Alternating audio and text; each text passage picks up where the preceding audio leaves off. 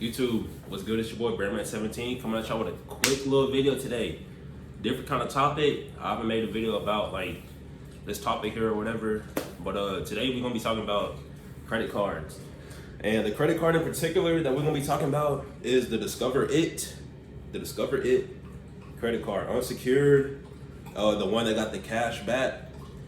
Originally, when you sign up for it, it's 5%, rotating categories every 3 months, 1% cash back on every other purchase.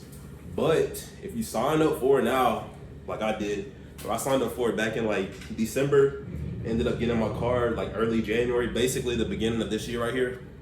And you get double the cash back. So instead of 5% rotating categories, you get 10% rotating categories. So like the past 3 months, I've been getting 10% cash back on gas, and as high as gas prices have been, like that's a lot of cash back. Like you want to be taking full advantage of that.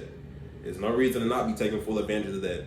And just like I was getting 10% cash back because it's double, that 1% becomes 2%. So you can get 10% categories, 2% all of the purchase. Who does not who don't want that? What reason do you have to not be taking advantage of that? That's basically what I'm saying. And next month, July, I'm looking at my tripod, I think it's kind of messed up, but the next month, July, August, September, the categories is going to be PayPal and something else. So I know I'm going to be making a big purchase within these next 3 months on an item that's about $540.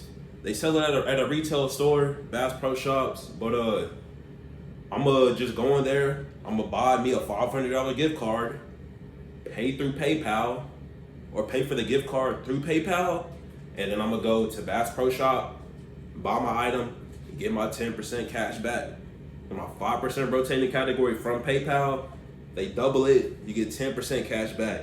And the way the doubling works is that your cash back balance, when you get that at the end of the month or whatever, at the end of the billing cycle, it updates your balance.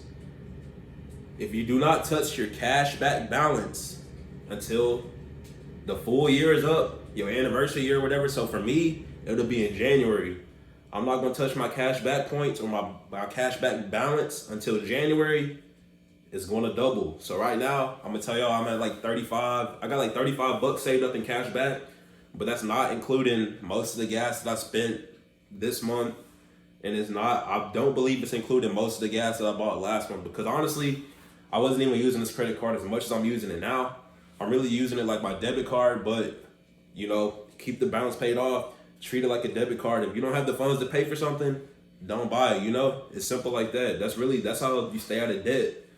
But like I said, the way I'm using it on my gas, getting my 10% cash back, once this billing cycle is over, which should be like within the next few days, I'm pretty sure it is, or shit, it's actually July 1st. So yeah, that billing cycle should be over soon. My balance will be updated. Once that's updated, I'm gonna let y'all know where I'm at, because like I'm at 35 right now. So boom, if it was the end of the year right now, my $35 turning to 70.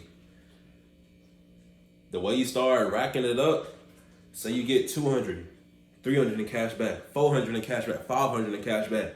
End of the year, boom, it doubles. If I get 500 by the end of the year, when my anniversary date rolls around, I'm gonna get an additional 500. They're gonna double my shit. My 5% cash back turns into 10% cash back. 1% cash back on all other purchases that's not your rotating categories. 2% rotating, or 2% cash back.